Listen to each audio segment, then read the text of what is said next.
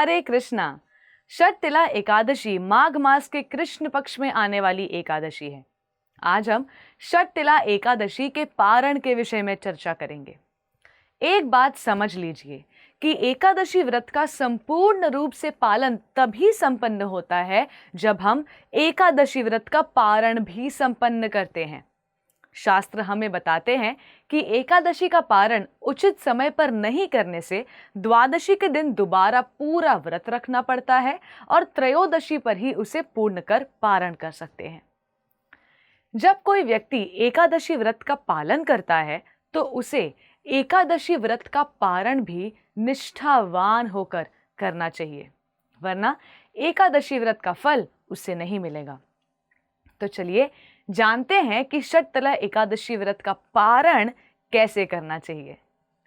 षटतिला एकादशी के अगले दिन यानी द्वादशी के दिन प्रातः उठकर स्नान आदि करके अपना उपवास श्री हरि के चरणों में अर्पित कर देना चाहिए।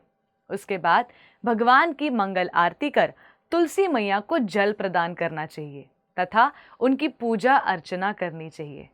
उसके बाद आप तुलसी देवी के पौधे के सामने बैठकर निश्चित संख्या में हरे कृष्ण महामंत्र का माला पर जप कर सकते हैं।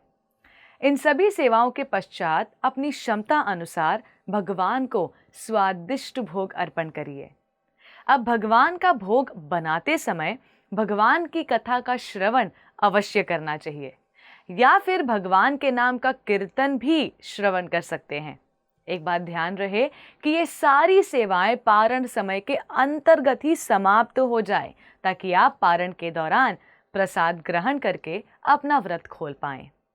अब क्योंकि पारण का समय हर क्षेत्र के लिए अलग अलग होता है, इसलिए कोशिश कीजिएगा कि आप अपने नज़दीकी इस्कॉन मंदिर से पारण का सटीक समय जान पाएं।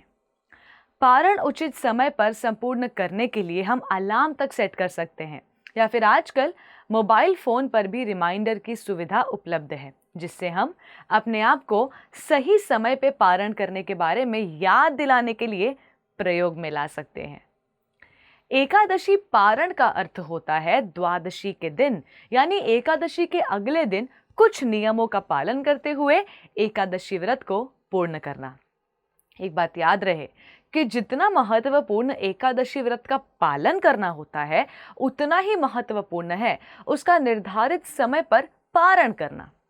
तो याद से षटतिला एकादशी का पारण करें।